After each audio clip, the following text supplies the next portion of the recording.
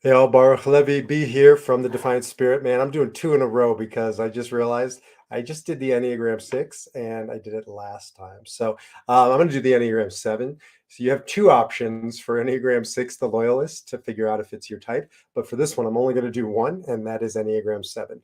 Enneagram 7 is the enthusiast, sometimes called the epicure, the optimist, the visionary, the seeker. It's always the same energy.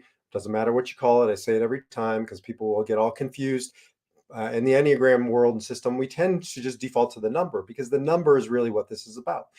Seven is, I don't usually do this, but in Kabbalah mysticism, which there's a lot of overlap between this and Catholic mysticism and Jewish mysticism, the Kabbalistic idea of seven is creation, is a creative capacity. And so seven, well, we know that because it's translated into our world into the 7 days of the week. Seven is a prominent number in creative narratives. Anyways, seven is a creative genius. Sevens are, they just have a creativity and a vitality really like no other type. Fours can be incredibly creative, but it's a much deeper, introspective, translating darkness into light kind of a creation. Nines can be creative, but it's more of, can I tap into the imagination, right, and share it. Seven's more of a palpable energy of moving into the unknown and creating from nothing into something. So sevens are forward thinkers. They're future oriented. Eights, I'm an eight challenger, or at least I react like an eight. Threes, the achiever, and seven, the enthusiast, are all forward facing. They're all future oriented, so they don't tend to naturally deal well in the present moment, which we'll get back to. They tend not to ruminate upon the past. They're too busy, like sevens above all else, rushing, running, moving fast into the future. If you go fast, if you've been accused of ADHD and you haven't been diagnosed with it, if you know that squirrel joke, right, from, I think it was the movie Up, was it, when the dogs see the squirrel, right? Squirrel. That's the seven thing. Sevens have the monkey mind. Look, you have too many awesome, amazing thoughts for any one human being. And so you can't process them fast enough. And if you're not standing guard and defying your number, you'll jump. Squirrel, squirrel, squirrel, shiny object. When I hear a seven coming to me to work with me, if they're not in a healthy, responsive place, it doesn't usually stick, doesn't work. I say this quite often. I really don't work with sevens until they've had a divorce, or their parent has died, or they've gone through a professional trauma turmoil. Because until then, they can't stop looking at the future. Those things bring you to a screeching halt. And sevens have a very hard time being present, dealing with reality, dealing with responsibilities, and above all else, dealing with suffering. Look, it's the yin yang. They are enthusiastic, right? Joy, fun, good times. So if they're not careful, they'll run from the bad times, run from the not so fun, run from the things that ground us in the here and now. Sevens can grow up, sevens can do the work, and sevens can become real.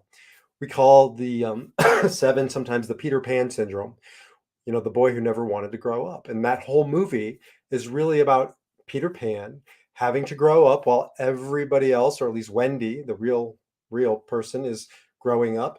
And he's with the Lost Boys living in Never Land. And his work is around owning his shadow. There's a scene in the movie where he's chasing his shadow. He's wrestling his shadow in Wendy's bedroom, and she helps him sew it on. And so the work of a seven is, can you sew on your shadow and experience all that life has to offer, not just half, not just the fun half, not just the happy half, but the whole, not the half. So seven's work happens to be around standing present, being present, taking responsibility for their lives, execution. So I worked in the tech world or the startup world for quite some time. And here's what I saw over and over again. So many people came to me with good ideas. We were funding different entrepreneurial startups, and there's no shortage of good ideas. And usually they're coming from sevens. The problem isn't the good idea. The problem is the execution of the good idea. somebody who can execute on a good idea. Now that's a powerful combination. And that's really where sevens can get to. And they can get there. I mean, you look at like Sir Richard Branson, a seven, probably one of the most successful entrepreneurs in human history, started hundreds of companies, but he also can't be running hundreds of companies, but he was smart enough to know that they needed somebody to run them, and it wasn't him. Tends to be that if you're good at a startup, you're not good at a scale up. And that's really a seven thing. So you got to find people who are not CEOs, but COOs, who are not visionaries, but who are, more pragmatic. Sevens need to do that work. Now, sevens can become the most inspiring of all types when they do this work. For example, we have a modern day, real life example of a what I would call responsible, able to respond Enneagram 7 in Vladimir Zelensky. Now, Zelensky, if you don't know, was an absolute utter joke. Literally, he was a comedian. He was sort of a Jim Carrey like figure in Ukraine. He had his own TV show. He was a comedian. I've watched a couple of YouTube things where it was ridiculous. That's not the Zelensky I know. That's not the Zelensky, politics aside, that the world has come to respect, if not agree with. And this is a man who grew up, took responsibility, wrestled the shadow, owned his shadow, and now is leading an entire country in their fight for liberty and freedom. So the bottom line is sevens can do this work. JFK was another one. JFK was a playboy. JFK, had some real shadows, but he, in the end, rose to the occasion, stood up, and became synonymous with leadership. So the bottom line is sevens can do this work. When they do this work, they are the most inspiring type, in my opinion. I would love to be a healthy, responsible seven. That's how you know you're a seven. If you want to learn more about the seven, jump over to defiantspirit.org. If you would like to talk about discovering your number on a coaching call, we could do that. Reach out to me, be@defiantspirit.org.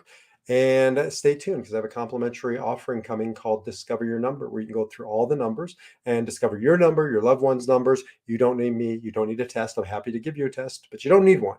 You just need to dig in to do the work and to ask yourself, right, is this my number?